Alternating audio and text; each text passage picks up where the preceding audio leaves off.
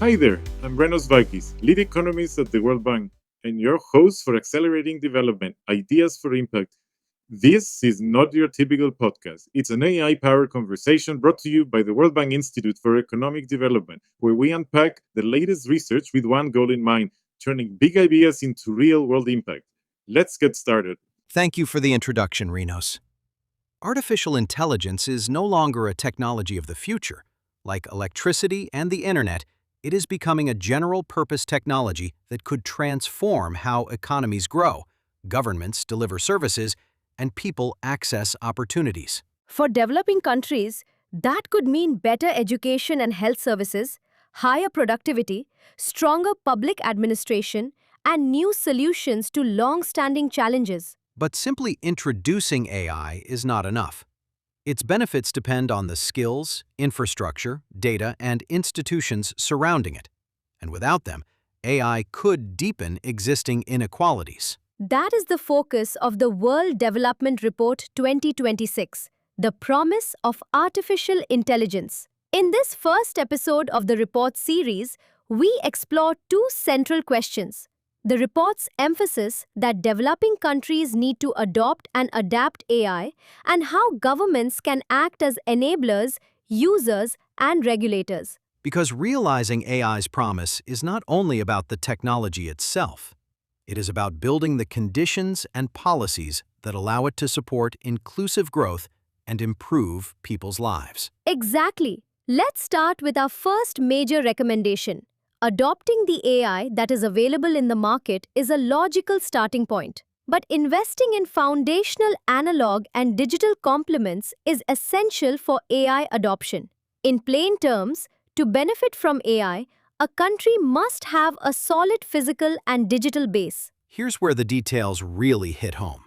For instance, in some parts of Sub-Saharan Africa, nearly 1/3 of rural schools lack reliable electricity, while more than 2/3 don't have consistent internet access. And it's not just about connectivity.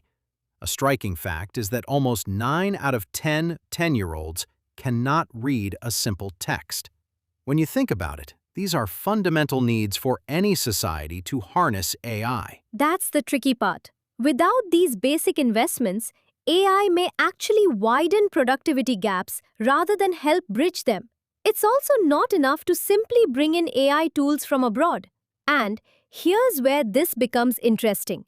Countries need affordable digital building blocks to adapt AI to their local context. These include access to computing resources and localized data repositories. Such elements allow AI models to be adapted to local languages and conditions, ensuring that the technology truly fits the context on the ground. I love that point. Some of our listeners working in government or development may recognize these challenges immediately. Imagine a rural community trying to integrate AI into local schools without reliable power or internet. The impact of even the best AI tool would be severely limited. Absolutely. It's like trying to run a modern app on an old flip phone. It just won't work. And that's why investing in both analog and digital infrastructure is not optional. It's the foundation upon which all other AI innovations build. By setting these basics in place, we open doors for a wide range of economic and social improvements. Moving on to our second policy recommendation, strategies. Ensuring that governments aren't just passive bystanders, but active enablers, users, and regulators of AI. Right, let's break that down. First, there's the role of enablers.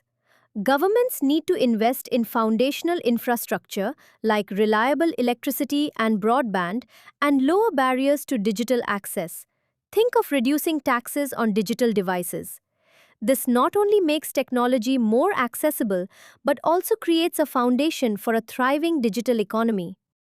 And for many of our listeners from different sectors, this might sound familiar. It's like when you upgrade your home internet, and suddenly everything works smoother. You start noticing improvements in day-to-day tasks. In a nation, robust public infrastructure can have similarly transformative impacts. Exactly. Then, as users, governments can lead by example. With their significant buying power and vast data resources, they can implement smart procurement strategies that support local AI solutions. This means the government isn't just telling businesses what to do, it's actually showing them, creating practical evidence of what works on the ground. That's where the real magic happens. A government that uses its own data and buying strengths can spur innovation across entire sectors. It's a way of saying, we're in this together, which can build a culture of trust and collaboration. Finally, the role of regulators is equally important. Policymakers should start by encouraging voluntary industry standards and then use existing legal frameworks to manage risks. Risks like bias, cybersecurity. The key is that new regulations remain flexible and coordinated on an international level. This way, fragmented rules that could stifle innovation are avoided, ensuring the safe and inclusive deployment of AI. It's really a multi-layered approach, isn't it? And it shows that maximizing AI's potential isn't just about technology, it's also about smart, active government policy. For many listeners, these insights may feel like they're finally connecting dots in a complex puzzle. Exactly. The takeaway is clear. To fully harness AI's economic and social potential in developing countries, significant investments in infrastructure and proactive government strategies are paramount. They work together to ensure that the benefits of AI are not just reserved for those who already have an edge. As we wrap up this first episode of the World Development Report 2026 series, let's step back and see the bigger picture. Our conversation today shows that AI has the potential to transform everyday life if foundational investments in both physical and digital spaces are made, and if governments take an active, balanced role. And while the challenges are undeniable, the opportunities are even more compelling. Timely, evidence-based policy decisions on leveraging AI could drive inclusive economic growth, improve public services, and build greater accountability in governance. As we look ahead, this report lays a path forward that invites further exploration in upcoming episodes, exploring sector-specific impacts and detailed case studies. It's a lot to ponder, but it's also inspiring. We see real promise in the right mix of technology and policy, and that promise touches the daily lives of people around the globe. Absolutely. The journey to transform development with AI is just at the beginning. And with thoughtful investments and proactive policies, we are looking at a future where technology helps manage long-standing challenges and opens up opportunities for everyone. Thank you for joining us on this deep dive into AI's role in development. This conversation is just the start, and we're excited for the next episodes in the World Development Report 2026 series, where we'll explore more focused case studies and sector-specific implications that affect communities and policy at every level. That's right. As we conclude, remember, the transformation is both technical and human.